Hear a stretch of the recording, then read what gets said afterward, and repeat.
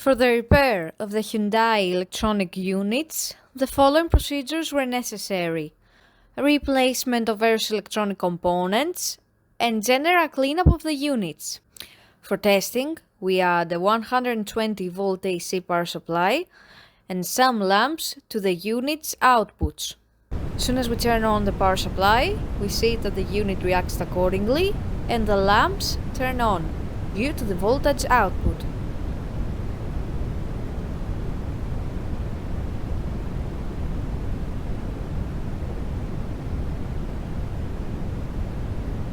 The same testing procedure is repeated for the rest 9 units.